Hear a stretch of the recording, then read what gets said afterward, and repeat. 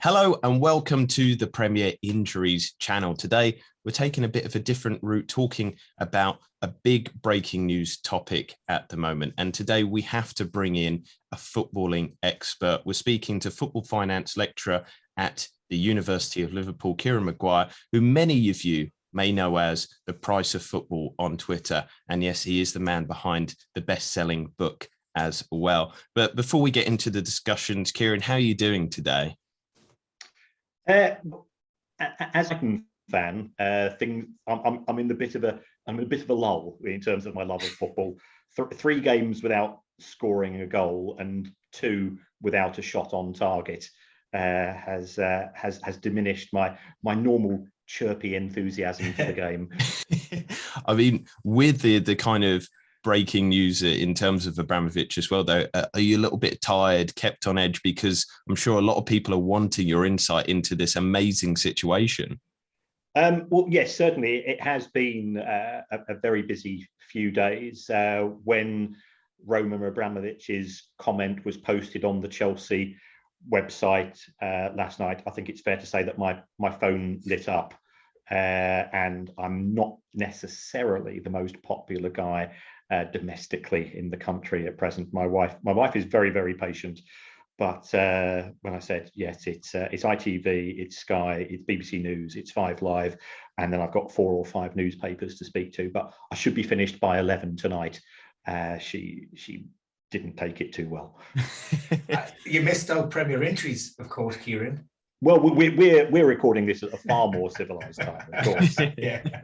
Let's get into it then, because as you mentioned there, the comments came out yesterday. A lot of people were quite confused about his statement, and it read that he is giving the trustees of Chelsea Charitable Foundation the stewardship and care of Chelsea FC. But first and foremost, what does this actually mean about the operational changes that we will see at Chelsea FC?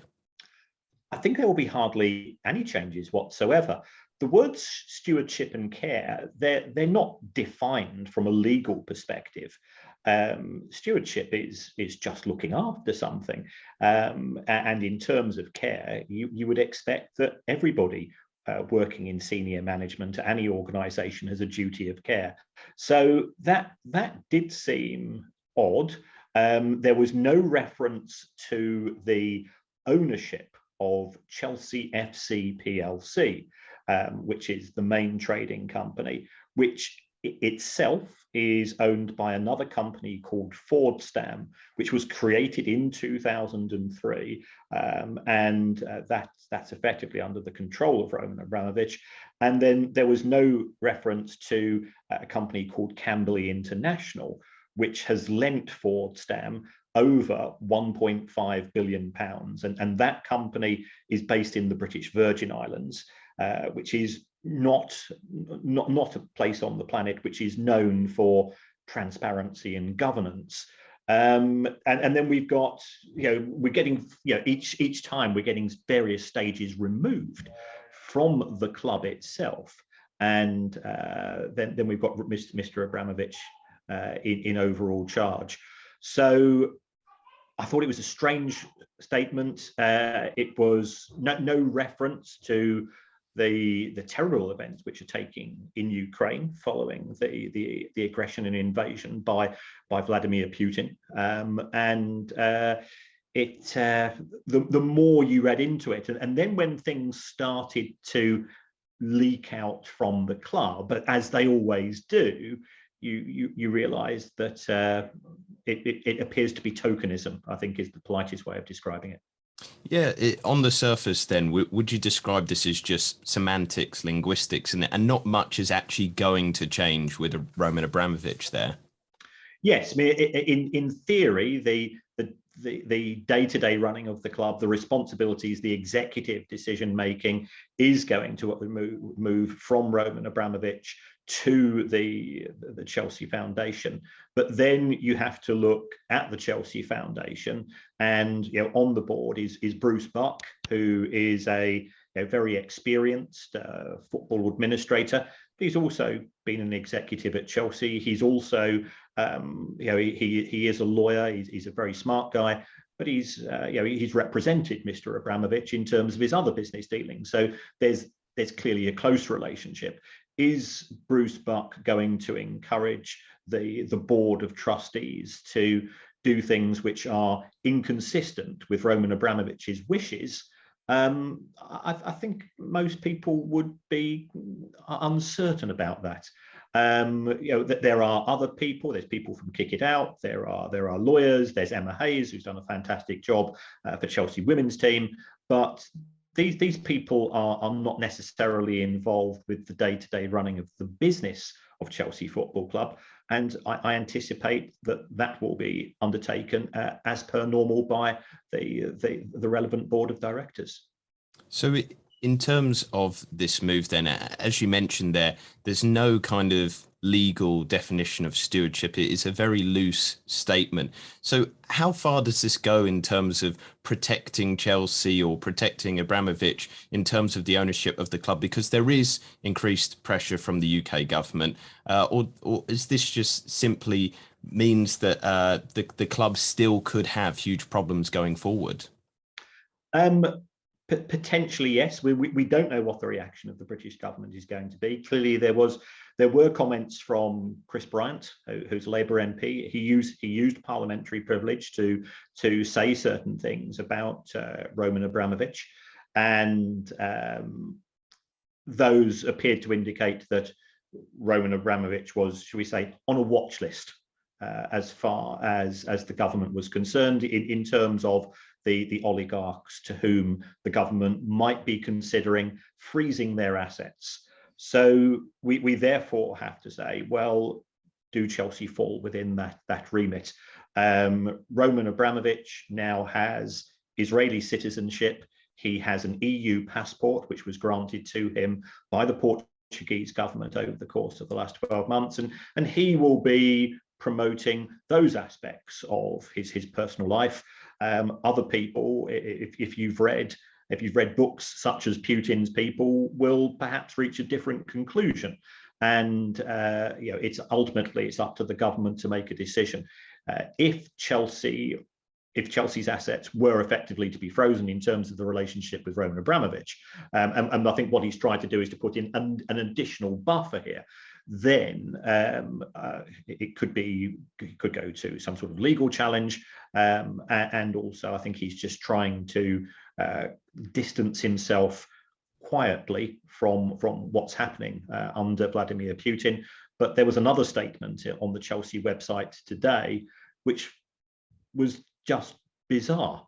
We're sorry to hear, along the lines of, we're sorry to hear about the conflict in the Ukraine. I don't think anybody's happy to see about it, and our thoughts and prayers go with the people involved. But there was no mention of Russia. There was no mention of Putin. It just seemed to be a public relations exercise, which has massively backfired, because people are going to very quickly find holes in it. What I find quite interesting as well is it's not a statement from the club, but there is talk of the process going on at the club literally earlier today, just after the Carabao Cup final. We're again talking about the legalities of the situation, because the BBC was discussing that Chelsea trustees have not agreed to run the club after Roman Abramovich's statement. I mean, does this give any kind of indication of the statement of intent of the club, that maybe some people aren't happy with Abramovich and the whitewashing of the situation? Or is it, just, let's be honest, it's a Sunday, they've just had the Carabao Cup final, and business as usual on a Monday, and then formalities will happen then? Well, Roman Abramovich still appears to own the shares. So therefore, as a shareholder, that gives you the legal right to appoint the directors. And it's the directors who have the fiduciary duties in terms of running any company in the UK. This care and stewardship comment does not really come near to address that. And there's a further issue. If there is going to be, if the implication that there is going to be some form of change of ownership at Chelsea, and I don't see it myself, then the Premier League has an owners and directors test, which would have to be satisfied. And that test looks at two key elements. First of all, do the prospective owners have any unspent convictions with regards to their personal circumstances? There's certainly no evidence, of course, of that, and you know, the people on the Chelsea Foundation all look, you know, fine and upstanding individuals, so that should be fine.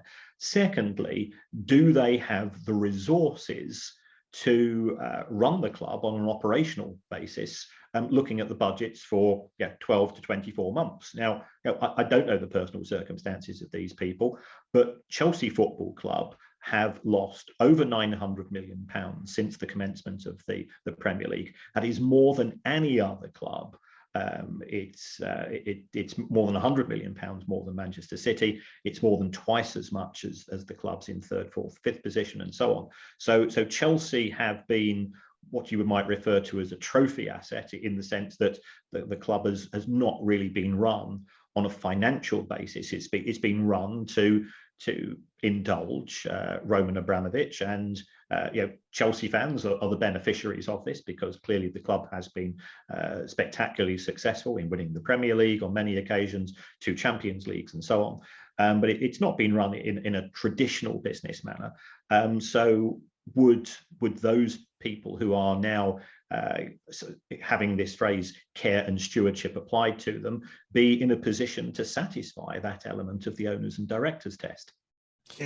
Kieran, do you think this decision, this PR stunt, or whatever it is at this point in time, do you think that's been made under the premise that maybe for now, for the first time, that Roman Abramovich maybe feel as if there may be sanctions imposed?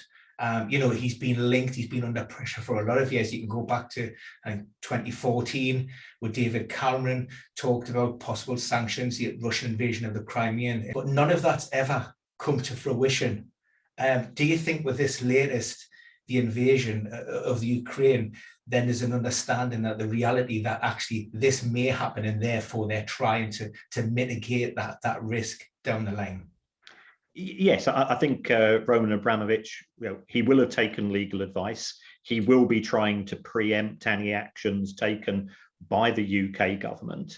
And I think he is trying to distance himself from executive decision-making at the club. And what do I mean by executive decision-making?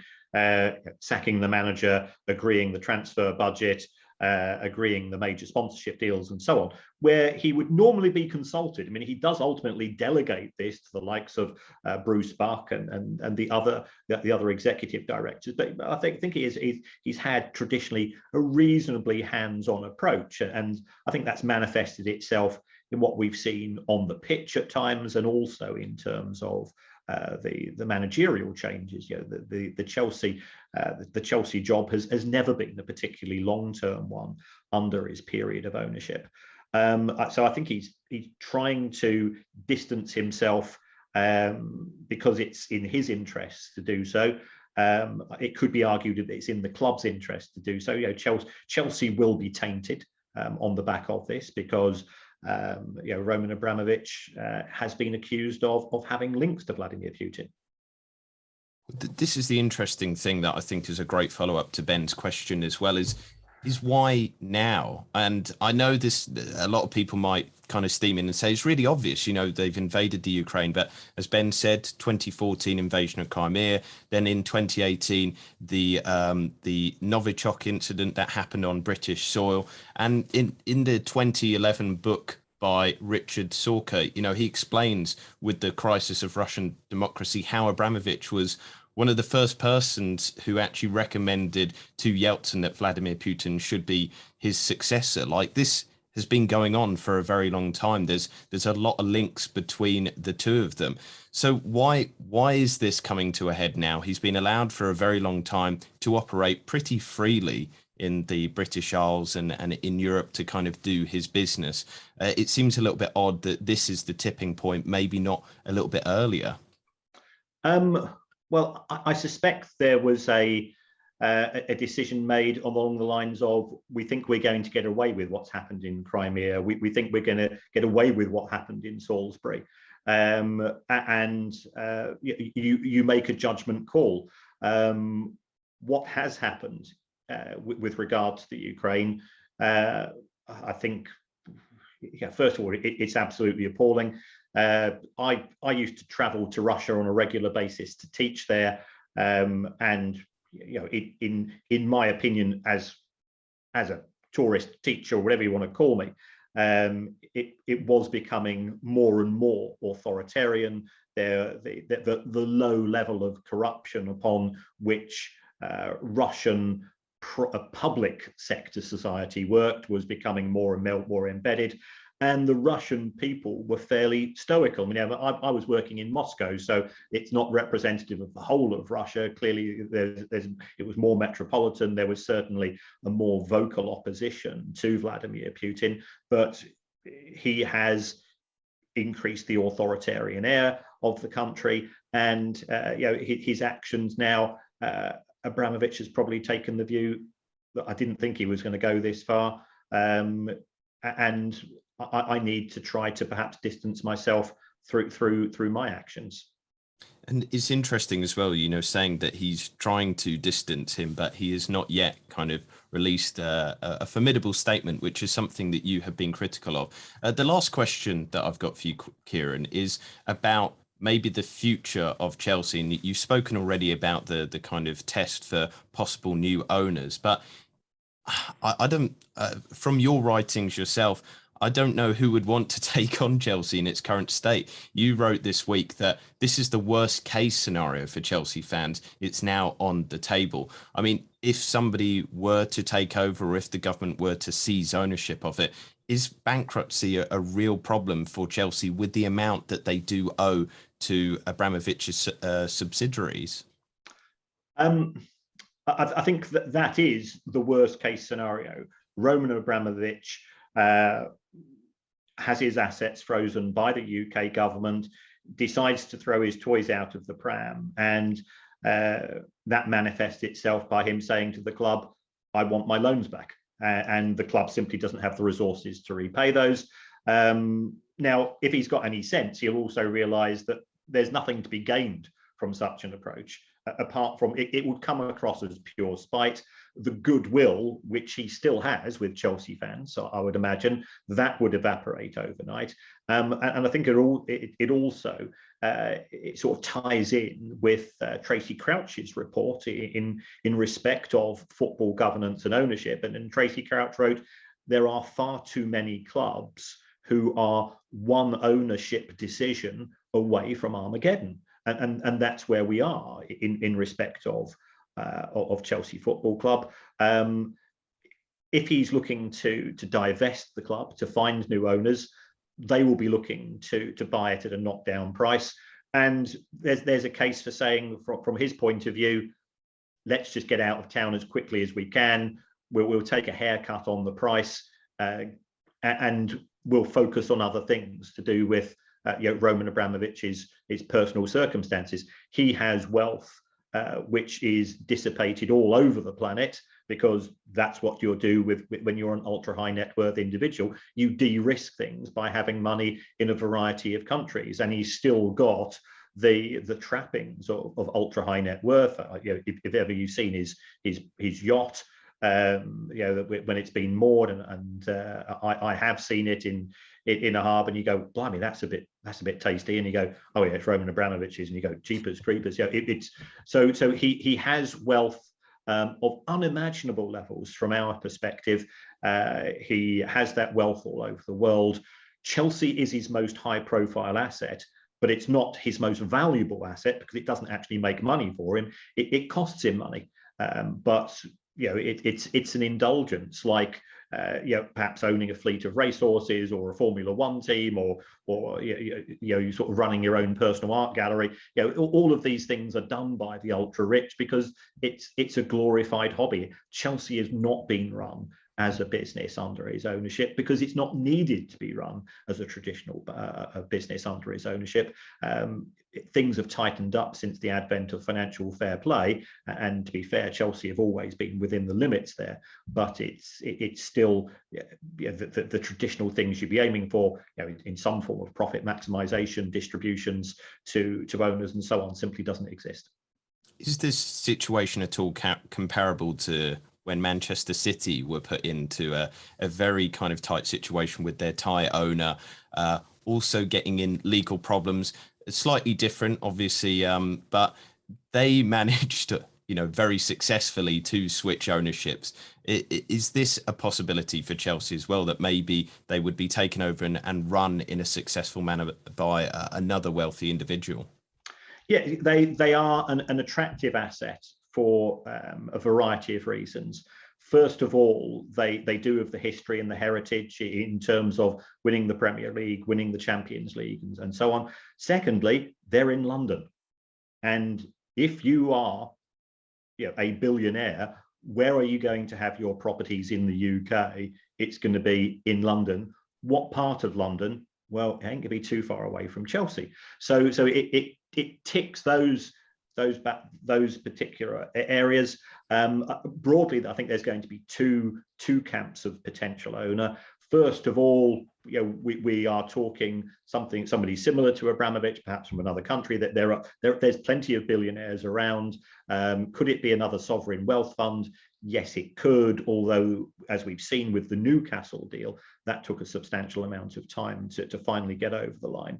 The second consideration is we are seeing an awful lot of money coming in from the USA into football because private equity companies in particular believe that European football is vastly undervalued, especially if you compare it to what we see in US franchise sports. A buy-in price for an NFL team or MLB team who are decent is going to cost you in the region of 2 to 3 billion. Now, Chelsea have got lots of trophies, and you could get them for broadly the same price.